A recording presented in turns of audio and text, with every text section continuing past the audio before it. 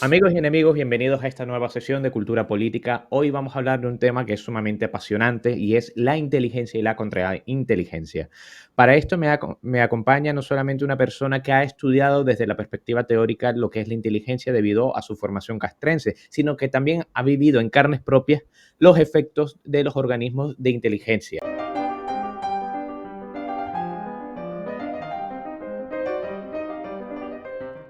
El día de hoy estoy con Eduardo Figueroa Marchena. Eduardo ha sido una de las voces más críticas con la tiranía chavista.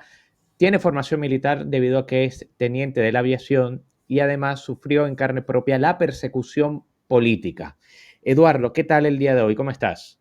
Muy bien, brother. Aquí en el norte de España, bastante bien porque está saliendo un poquito el sol. No estamos tan calientito como por allá hacia las costas donde tú estás, pero estamos bastante bien y agradecido por invitarme a tu canal, Manuel. De verdad que para mí un verdadero honor.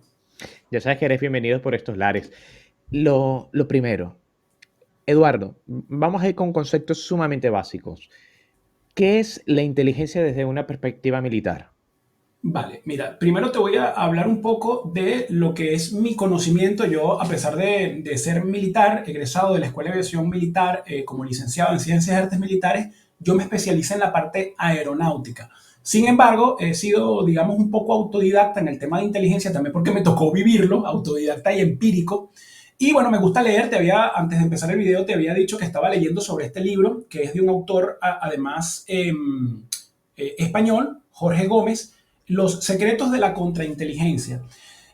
Manuel, la inteligencia, sobre todo los regímenes comunistas, le han dado muchísimo, pero muchísimo énfasis porque saben lo importante. Y para resumirte, la inteligencia y la contrainteligencia sencillamente es el uso de la información para tu beneficio y el uso de herramientas que puedan evitar que a ti te extraigan información. Eso vendría siendo la contrainteligencia.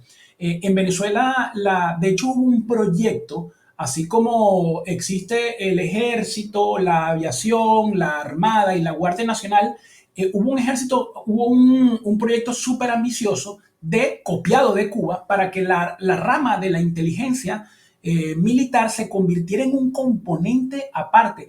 Ese es el nivel de relevancia que le dan los regímenes absolutistas, porque uno señala a los regímenes comunistas principalmente porque, bueno, son los que, digamos que los que han construido además estos estados totalitarios, pero también es cierto que otros estados de corte también totalitario, no comunistas y socialistas, también le dan muchísima importancia a lo que es el tema de la inteligencia y la contrainteligencia.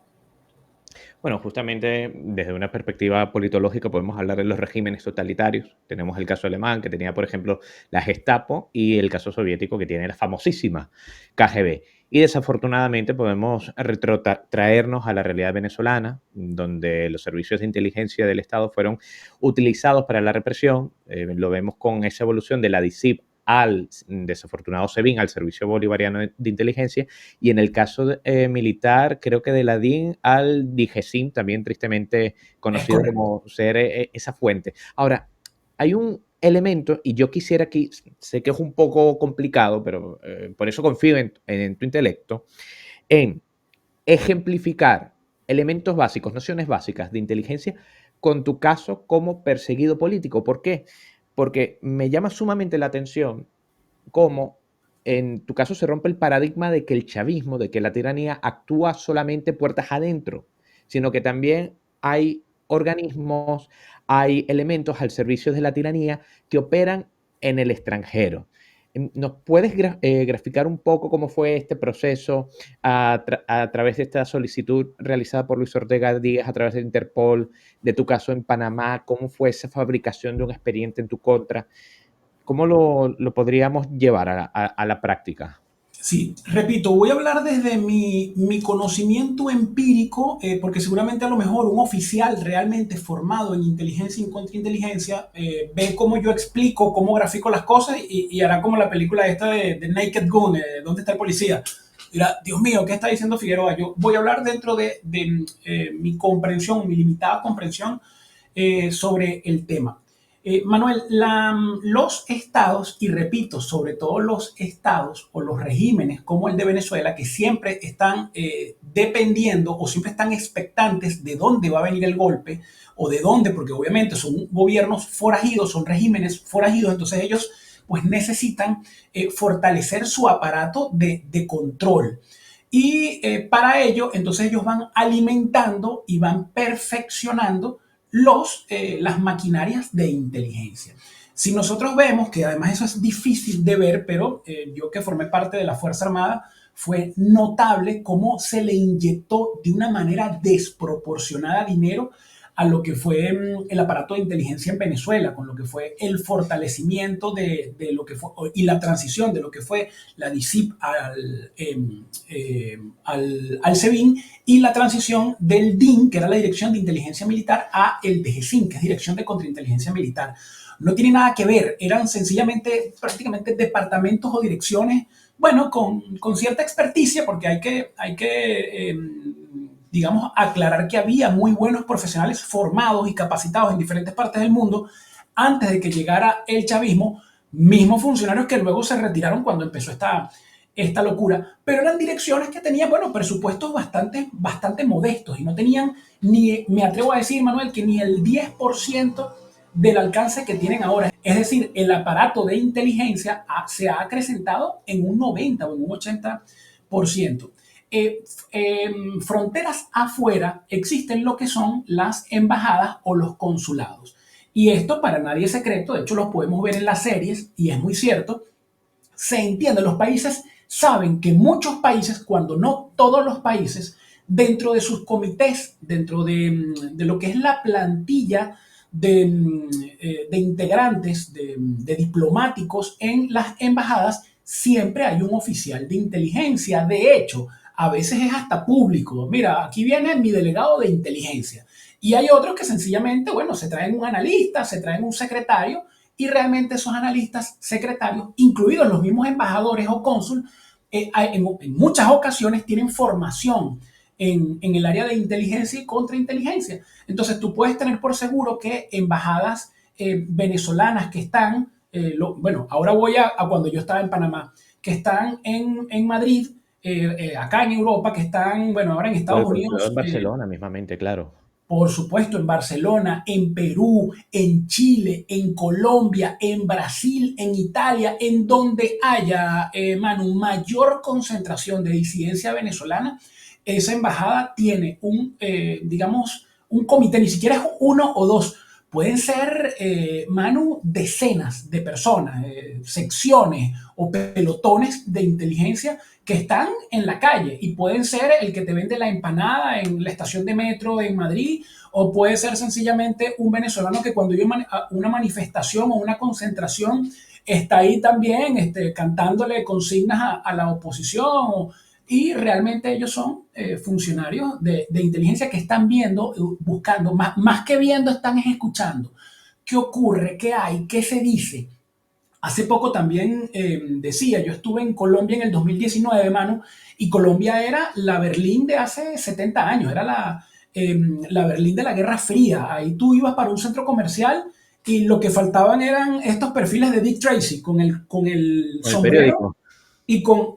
Claro, ahí todo el mundo se estaba haciendo inteligencia y contrainteligencia. De hecho, hubo denuncias porque el gobierno de Colombia se filtró que había, pues no sé, un aparato de inteligencia de agentes venezolanos en Colombia que excedía la veintena o hasta 30 funcionarios en diferentes partes. Cuando ocurre el cucutazo, entre muchos de esos militares que pasaron la frontera y luego, para también hacer más inteligencia, muchos que pasaban por las trochas eran oficiales o funcionarios de inteligencia. Por eso uno en el exterior, nosotros que estamos en estas lides, uno tiene que tener mucho cuidado. Yo he dado mucha advertencia a algunas personas y a veces se lo toman a mal, porque son personas. ¿Qué ocurría en Panamá, Manu? En Panamá estamos hablando del año 2014, había bastantes figuras políticas de oposición, disidentes, había bastante empresariado venezolano en Panamá que también había sido perseguido por el chavismo y el aparato de inteligencia en Panamá era tremendo. De hecho, al punto que llegan a mi casa y yo, bueno, digamos que yo también tenía amistades Y esto es sencillo.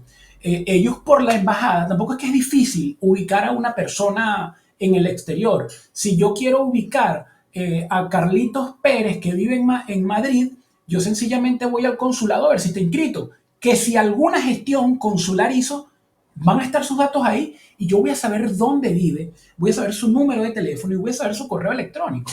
Entonces es bastante, pero muy sencillo porque tienen las herramientas y tienen el presupuesto, Manu. Si tú antes, digamos, de esa detención por parte de Interpol, ¿sientes que tus pasos son seguidos? ¿Sientes que estás bajo algún tipo de cerco de vigilancia o no?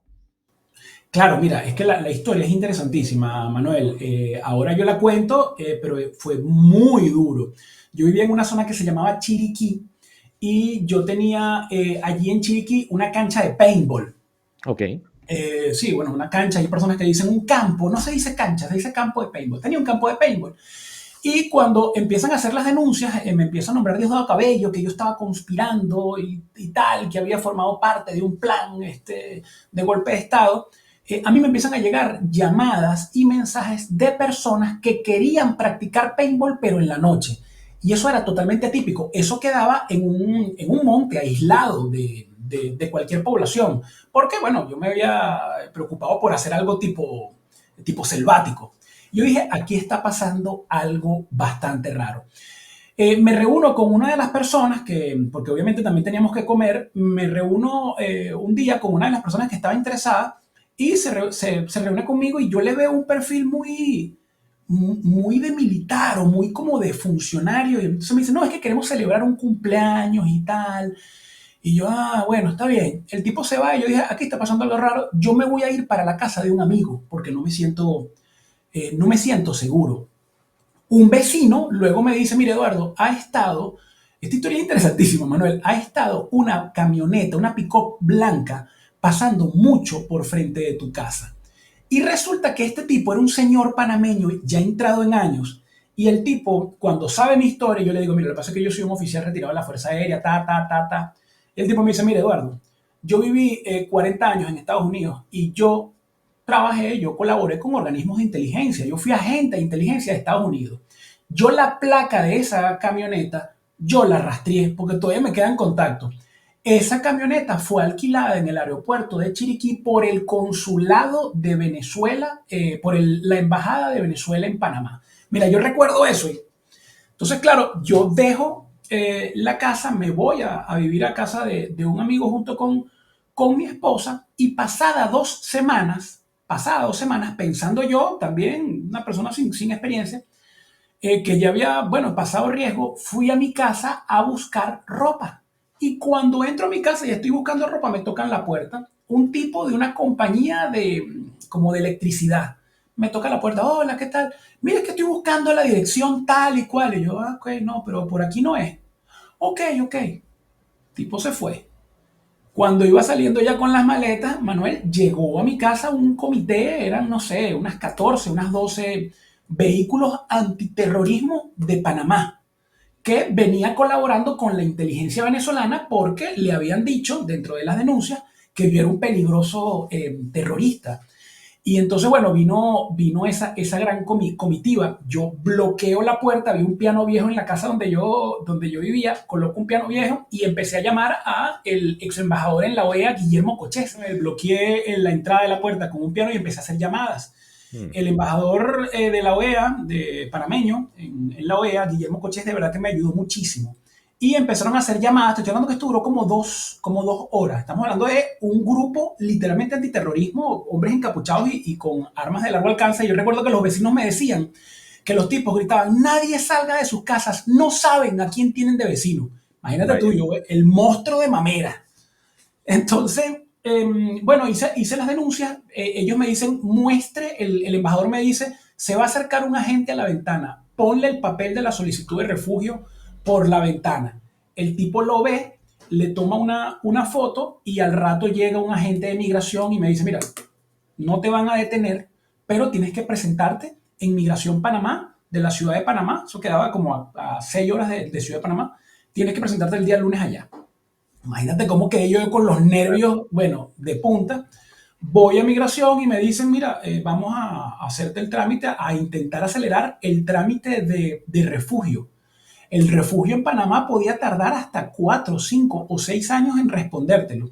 Bueno, Manuel, a mí en menos de un mes me lo respondieron y me lo denegaron, sabiendo que además había habido muchas denuncias y había el mismo embajador de Venezuela en Panamá, que se llamaba Durán Centeno, un orangután, un gorila que había allá, que además se hizo muy famoso por extorsionar a empresarios venezolanos. Él hizo denuncias públicas donde se decía que yo era un oficial que había participado en intentos de derrocar al gobierno de Nicolás Maduro, que eso entra dentro de la jurisdicción militar. E Interpol, en el artículo número 3 es clara. Interpol no procesa delitos, acusaciones religiosas, delitos militares, ni persecuciones raciales.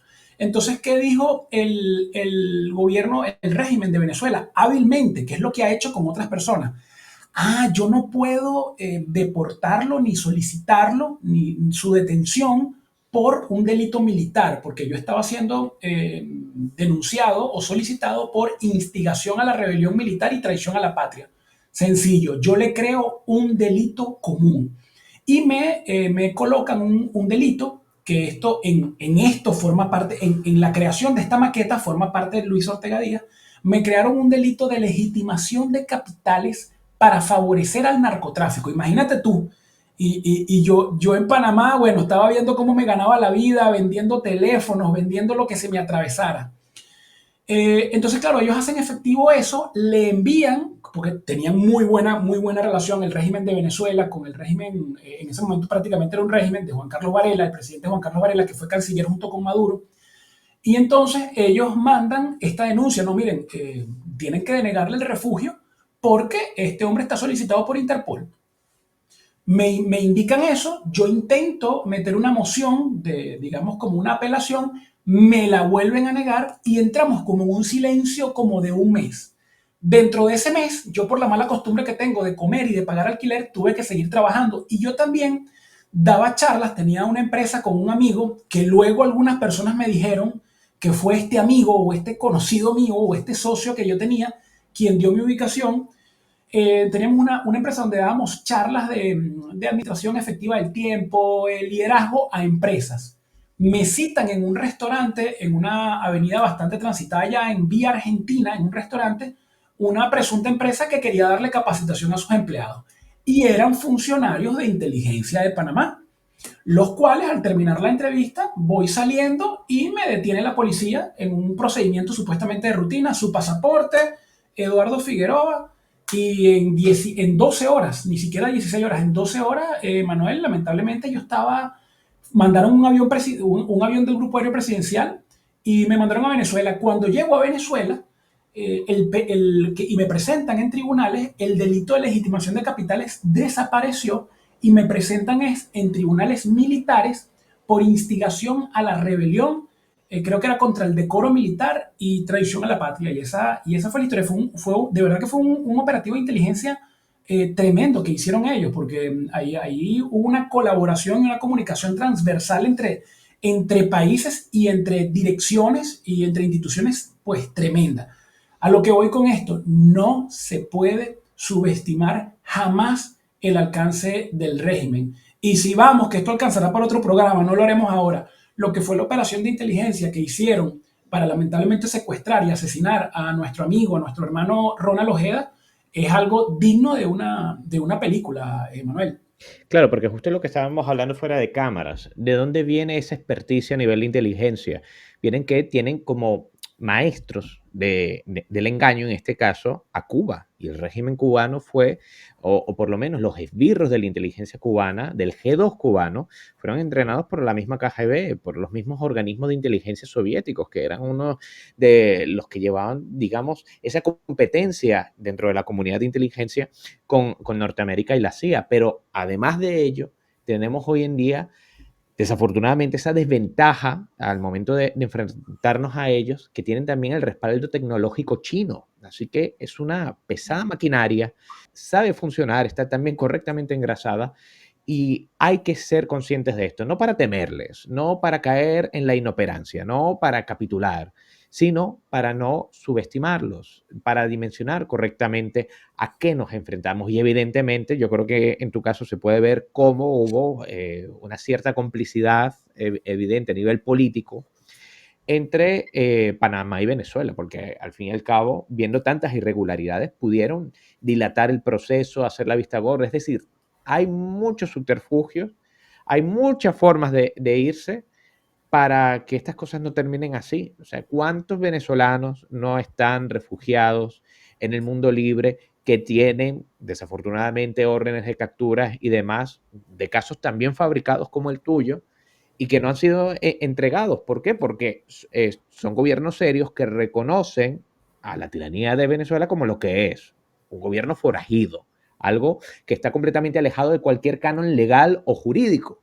Pero en tu caso, hay complicidad. Ahora, lo que más me llama la atención al respecto es que ese primer acercamiento a tu persona no lo hace la autoridad panameña, lo hacen los agentes al servicio del chavismo, lo hacen, como estábamos hablando, la nómina que bajo la casilla de agregado militar están en las embajadas venezolanas y se prestan a este servicio de espionaje, que al fin y al cabo estamos hablando de esto, de espionaje. También Mira, comentaba. Manuel, sí, disculpa que te interrumpa, porque casi se me olvida un detalle que fue una de las cosas que si lo googleas lo consigues.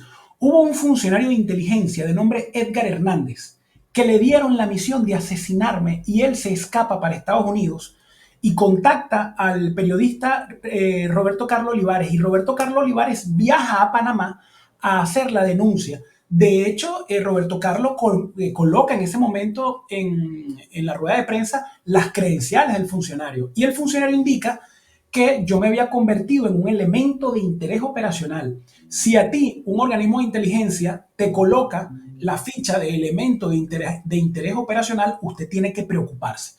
Me cuenta una persona, un funcionario de inteligencia que yo conocí estando preso, porque también estuvo preso, que durante por lo menos 8 meses yo estaba en todas las carteleras de los departamentos de inteligencia militar en cada estado en Venezuela, porque era un enigma. Claro, se creó un enigma accidental porque la gente decía, bueno, en los últimos militares que hemos detenido, todos dicen que tienen relación o que conocen o tienen conversaciones en sus teléfonos con Eduardo Figueroa. Entonces, este tipo o es que es o es que es un agente de la CIA o es que le paga algún gobierno extranjero.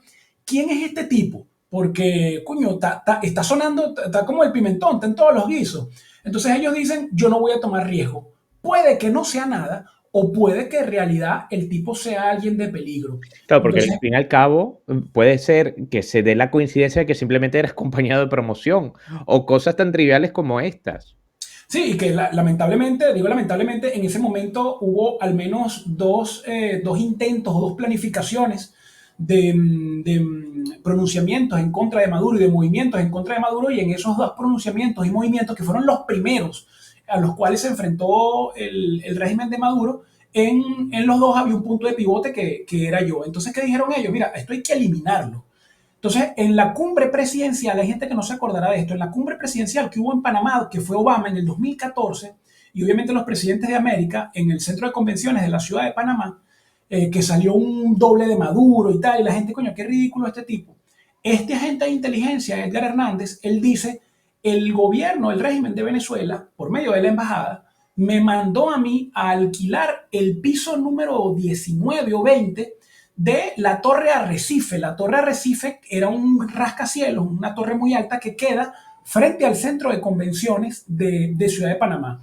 Y mi misión era secuestrar a Figueroa, llevármelo a ese apartamento, sembrarle un arma de francotirador y eliminarlo, para luego decir que Figueroa iba a intentar eliminar a Nicolás Maduro. Entonces, luego cuando se filtra eso, la gente entiende, para eso era el doble que tenían de Maduro. Yo no he conocido, he intentado contactar a este funcionario que se llama Edgar Hernández porque le debo la vida. Él no quiso mancharse las manos de sangre y dijo, mira, me voy de esto porque no me voy a prestar. Y gracias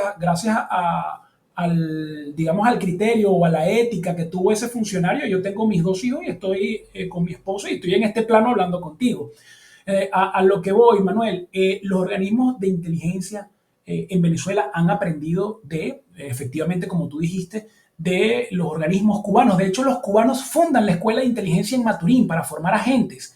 El Manual de Inteligencia y de Contrainteligencia de Venezuela es una copia al carbón del Manual de Contrainteligencia e Inteligencia cubano. Yo te comentaba antes de cámaras que por ahí en el año 62 se filtraron ahora o desclasificaron información donde agentes de la CIA comentaban en el año 62, cuando la crisis de los misiles, miren, en el informe el agente decía el tema, la comunicación telefónica que tienen los cubanos es casi impenetrable. Tiene un aparato y una cortina de contrainteligencia brutal.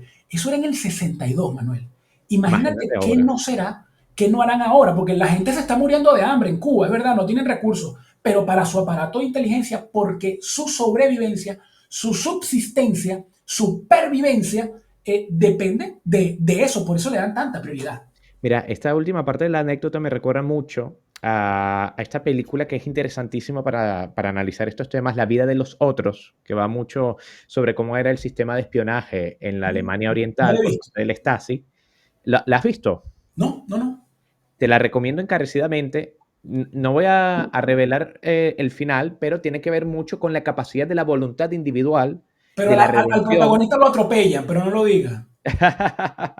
Pero es allí donde incluso, que es lo que a veces uno espera, ¿no? Que mm, sabemos que hay verdugos que ya han vendido su alma, pero que al menos alguno de estos engranajes, viéndose metidos en ese fango, decían tener un poco de conciencia, como en el caso de este agente Edgar que me estabas comentando. Tres preguntas cortas, ya para ir finalizando, son muy específicas. La primera, a juicio de Eduardo Figueroa Marchena, ¿cuáles son los principales responsables detrás de este caso? O sea, ¿cuáles son estos nombres que la justicia de una Venezuela libre debería ir tras ellos sí o sí? Mira, el primero obviamente vendría siendo Nicolás Maduro. Es más, corrijo, antes de Nicolás Maduro, el primero es Diosdado Cabello Rondón, que todo lo que va referido a sublevaciones militares, él lo toma a título personal y busca entonces la manera de extinguir esa chispa o esa llamita que haya por allí. Luego de ello, yo pudiera hablar de lo que eran los organismos de inteligencia o los directores de los organismos de inteligencia en ese momento. Podemos hablar de Christopher Figuera, que ahora también anda por ahí vestidito con piel de oveja en Estados Unidos, ya no habla y tal. Uno de los Tomando fotitos grandes con Luis Almagro. verdugos. El director del Departamento de Investigaciones Especiales del DGCIN de esa época, que es Wilman Hernández Aquino. Y también está, y creo que esta persona es más importante que los primeros de inteligencia, porque es la que realmente crea la red para poder llevarme a Venezuela, que fue Luis Ortega Díaz, creándome una falsa alerta de Interpol. Segunda pregunta, ya que estuviste en la aviación militar, ¿es verdad, es cierto que se siente una tensión continua o un afán por sembrar desconfianza entre los militares venezolanos para evitar que muchos decidan salirse del redil marcado por la revolución? Totalmente, Manuel. Hay una figura, Manuel, qué buena pregunta, porque hay una figura que se llama, viene de la Unión Soviética, que es el comisario de política. Mm. El comisario de política es un agente de inteligencia militar que está en cada unidad. Eso antes no existía, pero estamos hablando que luego del 2015, 2017, puede variar por uno o por otro año, se creó ya formalmente esta figura, ya no se llama, obviamente no se llama comisario de inteligencia, pero es el funcionario de inteligencia que se encarga netamente de ir evaluando lo que son las lealtades ideológicas de cada elemento, de cada funcionario de una unidad militar. Entonces imagínate tú las tensiones o la tensión que hay en una unidad militar cuando tu opinión, cualquier cosa que tú digas, no, mira, es que vi un juego de los Yankees. Y estamos hablando que esto es un ejemplo tonto, pero no puede ser muy cierto. Es que vi un juego de los Yankees. Ya eso para un funcionario que esté buscando lo que es el compromiso ideológico va a decir, mira, es que este está viendo la línea de béisbol norteamericana. Aquí vamos a ponerle el ojo a este. Mira, es que vi tal película, o es que fui a tal lugar, o es que hablé con tal persona. Entonces, eso genera un ambiente tan tenso que hace que la gente esté como unos robots y no comente absolutamente nada, ni siquiera en broma, porque todo lo que tú digas en broma puede ser, digamos, tergiversado.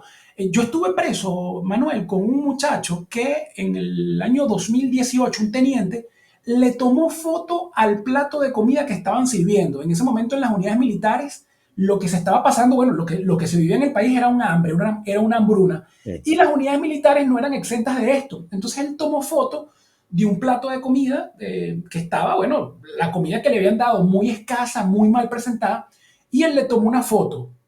Bueno, cuando le toma la foto, al acto seguido se lo están llevando detenido porque supuestamente él era una persona que filtraba información a la resistencia, filtraba información de lo que ocurría en las bases militares. Y él decía, únicamente le estaba tomando foto, bueno, a tono de broma bueno, o para quejarme, a tono de broma, pero para quejarme. Y se lo llevaron detenido. También se llevaron detenidas a personas por bromear de una u otra manera con temas de oposición, con temas de política.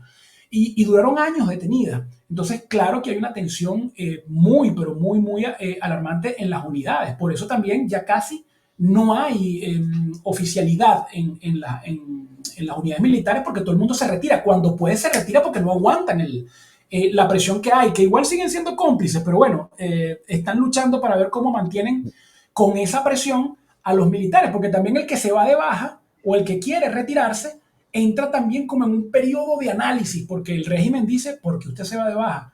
Y eso hace que el que venga detrás con la carpeta para irse de baja diga, la pinga, mejor me quedo aquí y aguanto callado, porque si meto la baja y me investigan y me consiguen algo, puedo ir preso. Bueno, fíjate que este testimonio es sumamente importante porque la figura del comisario político yo mismo lo he utilizado en varios artículos como elemento literario que permite analizar, pero es que en verdad hay comisarios políticos dentro de las Fuerzas Sí, sí, Armadas sí, claro, por y tienen supuesto. esa labor de vigilancia, de represión, de sembrar tensión y sobre todo de eliminar cualquier vínculo orgánico de confianza que pueda ser permisible algo necesario en Venezuela. Y la tercera y última pregunta, em, viendo todos los pormenores, los que pasaste dentro de la academia militar, lo que pasaste luego fuera y ya hoy, a día de hoy, 2025, ¿qué lecciones podemos sacar que quieras compartir para todos aquellos que desde la perspectiva ya sea militar o la perspectiva política o la perspectiva policial, porque para el problema venezolano se necesita abordarla por múltiples aristas? ¿Qué serían las cosas básicas que deberíamos aplicar el día a día para protegernos sobre todo y para que nuestra lucha realmente sea eficiente y no haya derramamientos de sangre en vano? Ok, te lo voy a decir con una sola palabra y luego lo voy reforzando. Prudencia. Prudencia, hay que ser muy prudente. Yo hace un par de semanas tuve un programa con Pedro Pedrosa donde hablamos de lo que es el estilo del venezolano. Y él me decía, bromeando, mira Eduardo, si a ti te escribe por el Instagram una actriz famosa, yo le decía Margot Robbie, hola Eduardo, mira, vamos a vernos, vamos a escaparnos un fin de semana y tal. El perfil del venezolano, del ser humano, pero vamos a hacer énfasis en el venezolano. Margot Robbie me va a decir a mí, pero no le puedes decir a nadie. ¿Tú sabes qué va a pasar, Manuel? Que yo te voy a llamar a ti, Manuel, a que no adivinas con quién cuadré para irme de fin de semana. Con Margot Robbie. Pero lo mismo pasa también con los movimientos políticos o militares. El venezolano, pero en la absurda mayoría, solo ayer lunes, otra vez el Diosdado Cabello sacó informaciones de que detuvieron una gran cantidad de militares por un movimiento en contrario, obviamente, al régimen. Y yo digo, pero son súper efectivos. Pero yo que estuve 4 años preso con múltiples, con más de una docena de integrantes de movimientos militares, no, a ellos no los descubren porque le pincharon las llamadas, no los descubren porque había un espía detrás de ellos, no los descubren porque el WhatsApp lo tenían puyado, no, los descubren es porque no controlan la boca y no son prudentes. Mira, estoy en algo, el viernes es el coñazo, entonces coño, se va creando la cuestión y bueno, resulta que termina siendo un secreto a voces y es demasiado sencillo, es muy sencillo. Entonces, el que esté en un movimiento militar, que ya yo soy enemigo de los movimientos militares, no porque no quiera que ocurra, sino porque siempre van dejando viudas y huérfanos y han demostrado ser inefectivos porque no hay prudencia y no hay compartimentación de la información. La compartimentación es una expresión de la inteligencia. Y esto significa que lo que yo hablo con Manuel no lo tiene que saber Carlos. Y lo que yo hablo con Carlos no lo tiene que saber Manuel. Si nosotros no tenemos prudencia, disciplina comunicacional y no sabemos compartimentar la información, no se meta en lides política. Porque aquí no estamos, esto no son juegos de niños, estos son juegos muy serios que pueden terminar con su vida. Entonces, la palabra, Manuel, prudencia. Fenomenal, Eduardo. Muchísimas gracias. Ya sabes que eres más que bienvenido. Seguiremos seguramente tocando estos temas Cuenta de con ello. rabiosa actualidad y sobre todo prudencia. Prudencia a todos los que nos escuchen porque al fin y al cabo no estamos combatiendo a un gobierno que lo está haciendo mal y que se puede vencer por vías democráticas, sino que es una tiranía totalitaria que utiliza la inteligencia y la contrainteligencia para destruir sus adversarios políticos a como dé lugar. Por eso hay que cuidarse mucho. Un gran abrazo, un gran saludo a los amigos, también a los enemigos que seguramente estarán viendo este vídeo. A los oficiales de inteligencia que los mandan a analizar estos videos, saludos. A los Un sargentos mal saludo a todos alimentados ellos de la Dirección también. de Contrainteligencia Militar. Y bueno, un gran abrazo. Hasta luego.